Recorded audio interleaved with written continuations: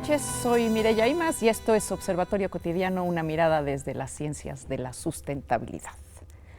La naturaleza puede ser vista desde muchos lugares, desde muchos enfoques.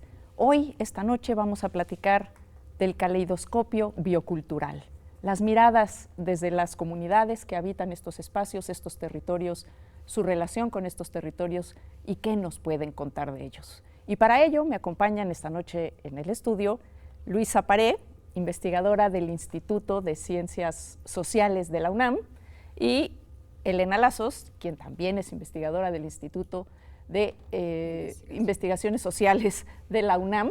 Y bueno, pues de eso y más vamos a platicar esta noche. Quédese con nosotros. Y para entrar en materia, yo les pregunto a ambas,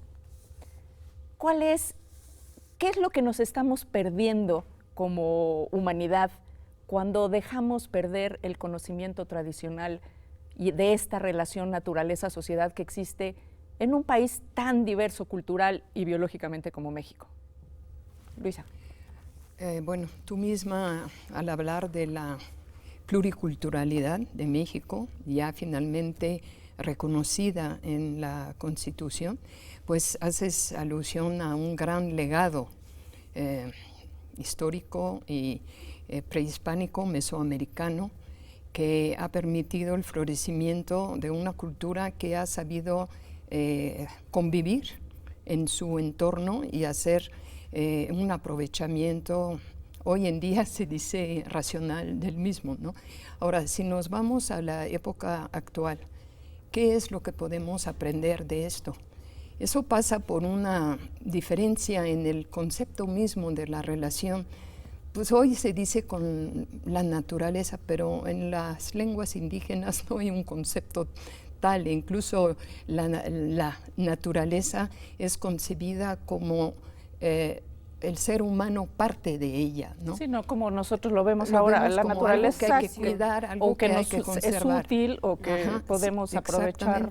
O como un binomio, ¿no? O como un binomio, ¿no? Separado, ser humano naturaleza. Sociedad. O sociedad naturaleza. Entonces habría que empezar por allí, ¿no? Por ver que es una construcción social y cultural desde los pueblos. Pero bueno, en el mundo y en México en particular, con el desarrollo del capitalismo, pues se va perdiendo esa relación íntima, esa relación integrada del individuo con su entorno, y adquiere el carácter utilitario, como tú dices, ¿no? Como un recurso natural, como se llama, ¿no? O una materia prima a ser aprovechada, que va a beneficiar a otros porque va a representar empleo, va a representar progreso o desarrollo, pero al mismo tiempo no olvidemos todos los problemas que conlleva esto, porque finalmente el capital lo que busca siempre es la máxima ganancia, y esa es la lógica que lo determina en comparación o en frente a las culturas indígenas, que no todas han conservado esto, pero muchas, y es el camino que nos enseña, que es reciprocidad y respeto en esa relación, ¿no? Esa es una parte muy importante, digo, de lo que apuntas en este último pedacillo. Hay mucha crítica también de algunos grupos en los que dicen, bueno, pero no todas las sociedades pasadas tuvieron una relación armónica con su entorno. De hecho, hay muchas culturas que llegaron a una crisis ambiental, ¿no? ¿Cómo dialogamos con esto? ¿Cómo incorporamos esas historias en la narrativa actual de la relación sociedad-naturaleza? O sea, yo creo que hay que basarnos en la parte social y política, ¿no? No sé si digamos, estabas haciendo como alusión al colapso maya, ¿no? Por ejemplo. Que se dice, ¿no? Bueno, la Rosa Tumba y Caima llegó a un límite, ¿no? Donde había ya una pérdida de fertilidad de los suelos y por lo tanto entonces había una crisis más bien agrícola ambiental. Sin embargo, también había una crisis más bien social, ¿no? En los cuales había una gran cantidad de pugnas, donde se dividían mucho los reinados, ¿no? Los grupos, y entonces esto, ¿no? Hacía que precisamente hubiera un desbalance balance, ¿no? Y donde políticamente no estuviera claro de quién es quién, cómo es quién, las reglas, es un desequilibrio en términos, ¿no? De normatividades, de reglas, de acuerdos, para, ¿no? Estar transformando la naturaleza a largo plazo. Entonces yo creo que en todas las culturas ha habido crisis en ese sentido, crisis sociales, económicas, políticas, que llevan a esa ruptura de reglas, de acuerdos, que después, ¿no? Se va abusando, o unos, ¿no? Dicen, pues acaparamos esta área y metemos ganadería o metemos, y entonces es cuando realmente hay rupturas, ¿no? Sociales que realmente tienen un efecto en la parte ambiental, ¿no? Ha habido una discusión a lo largo de la historia, pues académica, en términos de la relación sociedad-naturaleza, en la que en algún momento se planteó la idea de la tragedia de los comunes, ¿no? Que aquello que es común no se cuida lo suficiente ni es protegido lo suficiente, y por ello nos lleva a la tragedia de los espacios comunes.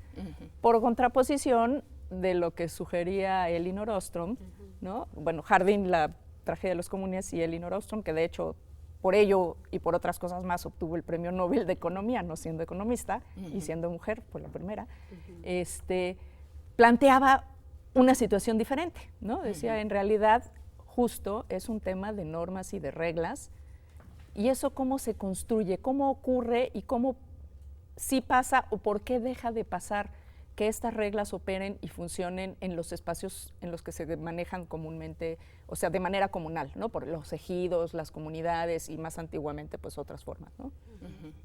Luisa. Bueno, si nos vamos, para no irnos muy atrás, digamos, de la revolución por acá, ¿no?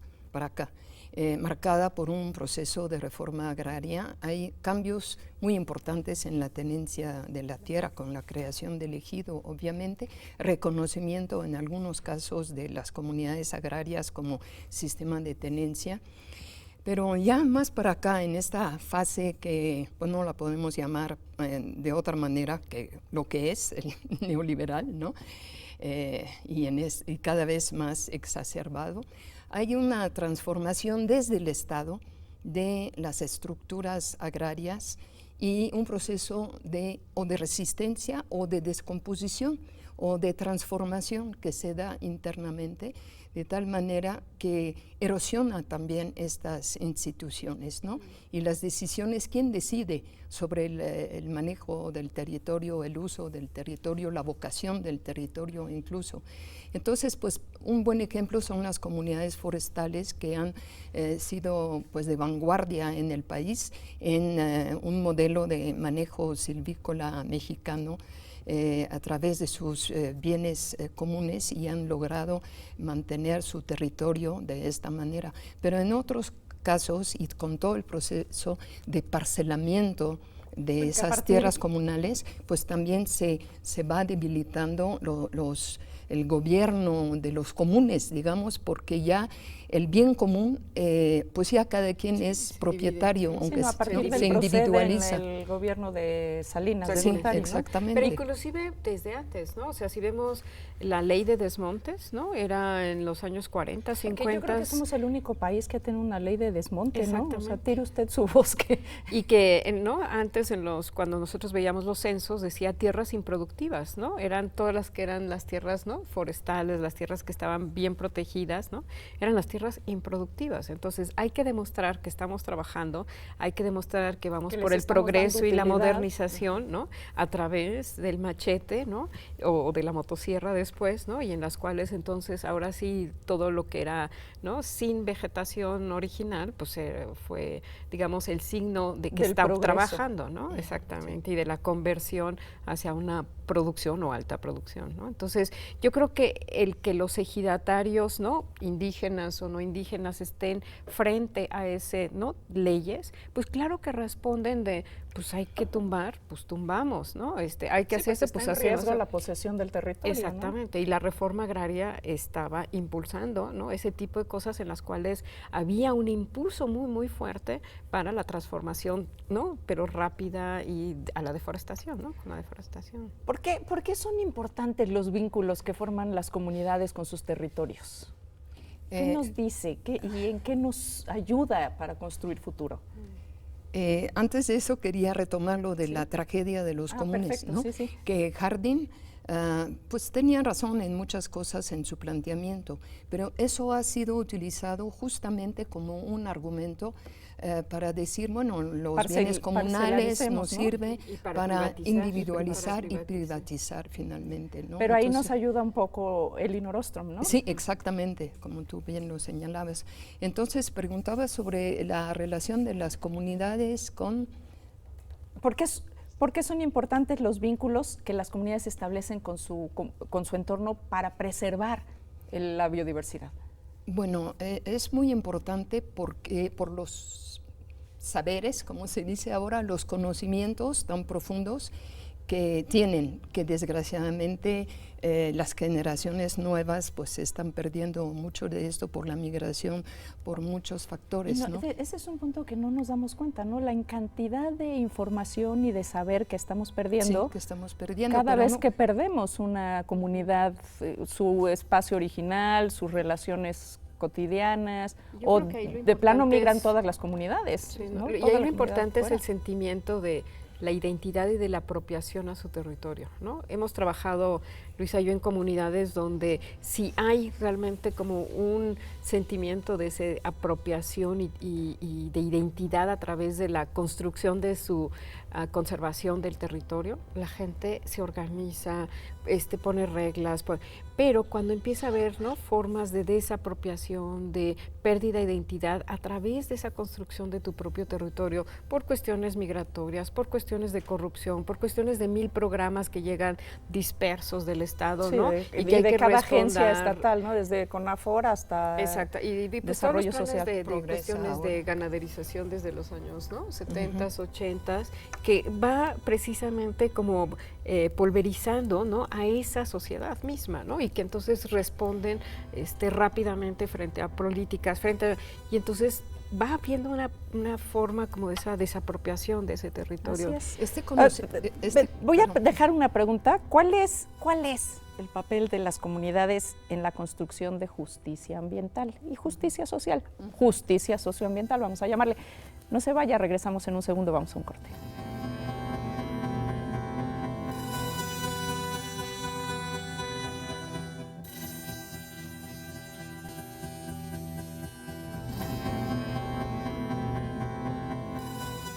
¿Cuál es el papel de las comunidades en la construcción de la justicia socioambiental?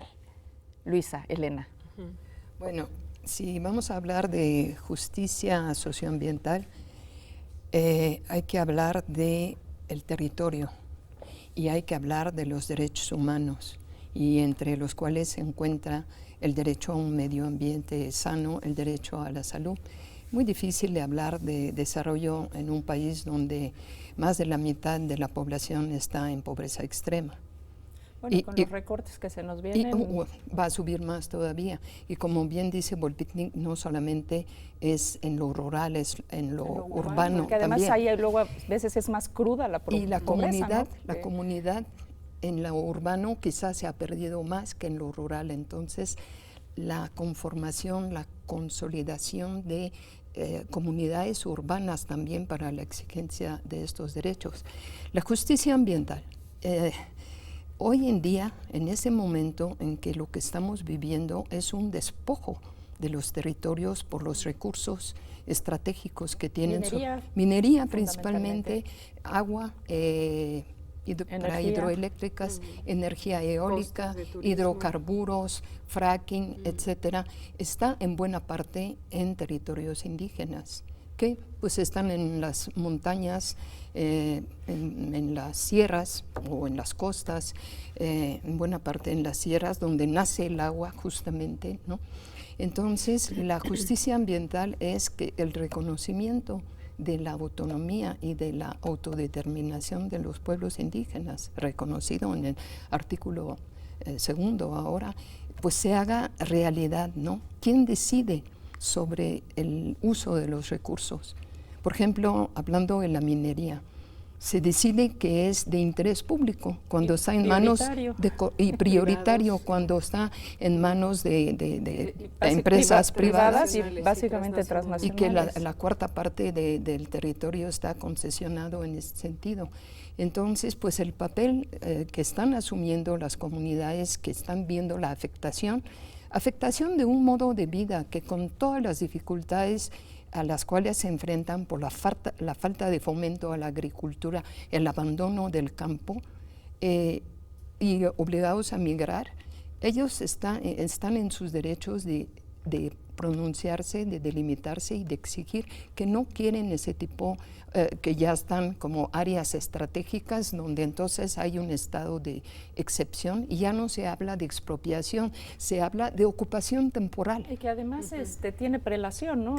Sí, exacto. Por ejemplo, todo el tema de la energía sobre incluso la propiedad de las tierras comunales y ejidales. En este sentido, ¿cómo justicia socioambiental en el siglo XXI, Elena? ¿De qué estamos hablando en México? Sí, yo creo que hay muchos movimientos y organizaciones, ¿no? En el campo, en la ciudad, ¿no? Que están exigiendo el respeto, ¿no? Como decía Luisa, de derechos humanos para la ocupación de un territorio conforme al modelo que ellos quisieran, ¿no? De desarrollo y no un modelo impuesto de exfoliación, de expropiación y de despojo. ¿Eso cómo coexiste con el resto del país, por ejemplo, ¿no? La demanda de recursos, el crecimiento alocado de áreas urbanas? Sí, pero por eso son las desigualdades tan tremendas, ¿no? O sea, lo que decía Luisa, ¿no? Más del 50%, digo, yo tengo datos del 70 y tantos %, ¿no? De la población en pobreza, ¿no? Cuando ellos son dueños de esos recursos, pero, ¿no? Que unos poquitos vienen y se apropian, acaparan y en nombre, ¿no? De ciertos artículos le da la prioridad a cuestiones de minería, a cuestiones de plantaciones, ¿no? Y que además las instituciones gubernamentales precisamente se prestan para eso, ¿no? O sea, Zagarpa, en vez de dar hacia la agricultura, a la pequeña agricultura, si vemos los presupuestos, a la pequeña agricultura es mínimo, pero mínimo, ¿no? Con respecto a los programas que son de plantaciones, de las grandes zonas agrícolas del norte del país. Y de las zonas del norte, ¿no? Pero entonces el modelo de desarrollo es grandes propiedades nuevamente, grandes plantaciones de lo que sea, ¿no? ¿Estamos regresando al principios del siglo XX? Podemos hacer un símil con lo que fueron las grandes compañías deslindadoras. Así ¿no? es, ¿no?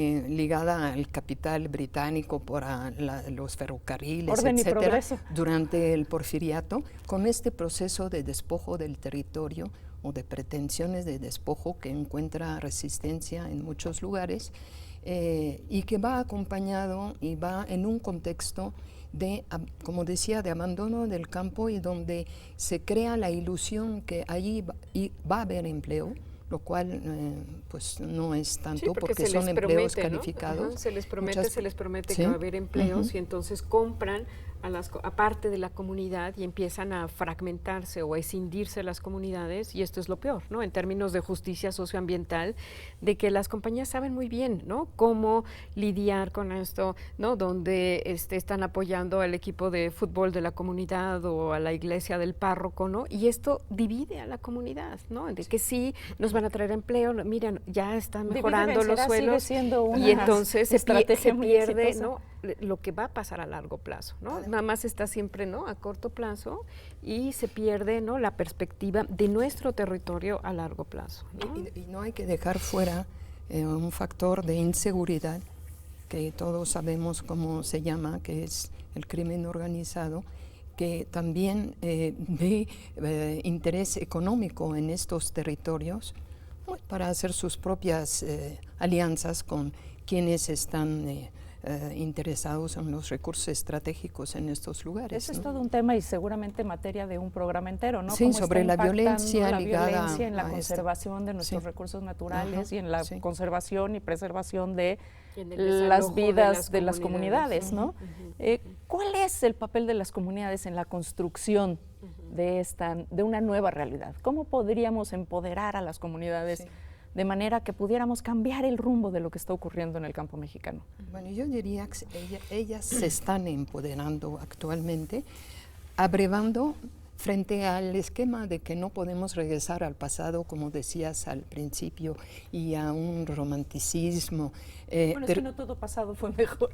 No, pero abrevando en sus tradiciones, en su cultura, acercándose, reapropiándose de lo que ha sido desmantelado por décadas de intervención pública. Creo que tenemos muchos ejemplos en el país que bajo el paradigma de la agroecología, del buen vivir, de la defensa y la reapropiación del territorio, que están demostrando de que ellos pueden vivir en función de recuperar su autosuficiencia alimentaria, cubrir sus necesidades básicas, otorgarse servicios que pueden otorgarse, pero al mismo tiempo defender los derechos a que las instituciones públicas sigan interviniendo para tener los derechos de salud a los cuales se ve obligado, digamos, de educación las y comunidades, todo. No, o sea, tiene que haber un apuntalamiento, ¿no?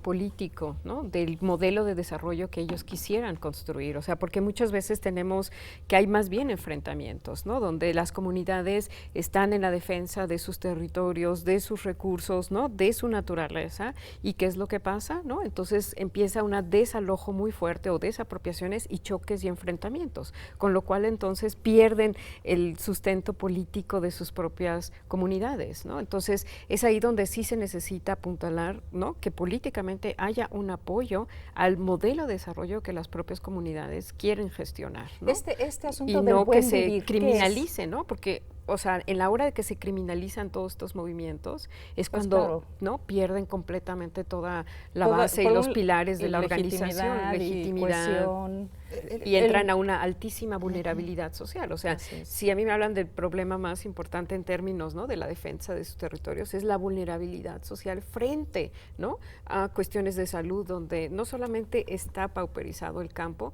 no hay, ¿no? recursos de las propias comunidades para solventar sus problemas de salud, y entonces vemos la descapitalización tan fuerte de sus y además el Estado propiedades, ha retirado ¿no? esa, porque antes por donde viajaras había siempre una casa de salud, ¿no? Estaba presente el sistema público de salud atendiendo. Está todavía, pero sin pero medicamentos. muy desmantelado, desmantelado, muy exactamente. desmantelado. Incluso sin la capacidad de generar las alertas sanitarias que se deben, ¿no? Que era una parte muy importante de Y su la labor. otra parte es las políticas de mercado, ¿no? Porque si nosotros viéramos que hubiera precios diferenciados, por ejemplo, para los maíces nativos, ¿no? Entonces empezaríamos a revalorar, ¿no? todo lo que fue lo milenario de los conocimientos, de ese manejo de recursos genéticos, y de que además México puede ser patrimonio de esos recursos genéticos y cuidarlos, y ¿no? Y realmente tener políticas de apoyo, pero que también el mercado lo reconozca, ¿no? Pero si los precios que vienen del maíz de Estados Unidos son muchísimo más bajos que los precios y los costos de producción de los maíces producidos por la pequeña agricultura, entonces no se compite, ahí, ¿no? Aunque hay muchos exactamente, países que están regresando a ese modelo, ¿no? Y protegiendo a sus productores. Y en este caso, pues este es el momento de que hablemos de la milpa, ¿no? Y de la importancia de estos policultivos tradicionales milenarios, donde México es uno de los grandes exponentes de esta tradición y cultura, y es un proceso que incluso estamos en riesgo de perder, ¿no? Sí, porque los costos, digamos, de producción son más altos, pero los beneficios son más altos, ¿no? Entonces eso no lo paga ni el mercado ni nosotros como consumidores, porque dijéramos, ¿no? Estas calabazas, estos frijoles provienen de un sistema de milpa, ¿no? Por lo tanto tienen, ¿no? un sobreprecio o sea, estaríamos, ¿no? ¿Cómo vincular esos procesos, ¿no? O sea, yo creo que estamos en la encrucijada de decir, hay una pérdida, ¿no? de la agrodiversidad actualmente, y en términos de precios y de políticas. No hay políticas que sostengan la agrodiversidad, ¿no? Yo me he pasado así buscando en todo Zagarpa a ver dónde hay una de las políticas, porque hay varias así de la pequeña producción. La agrodiversidad no es pequeña producción. Y si ahora le sumamos a eso los recortes, pues quedamos muy cortos de una política realmente sustentable en términos sociales, en términos ambientales y en términos económicos para el campo mexicano tan urgido, y tan urgidos que estamos todos de la producción y de nuestros productores. Y bueno, el tiempo termina. Luisa tiempo. es implacable, ¿no? Luisa, Elena, muchísimas gracias por haber estado esta noche con nosotros. A usted que hizo el favor de mirarnos, le agradecemos muchísimo su presencia allá en su casa o donde quiera que nos esté viendo. Yo soy Mireya Imas y esto fue Observatorio Cotidiano, una mirada desde las ciencias de la sustentabilidad. Hasta la próxima.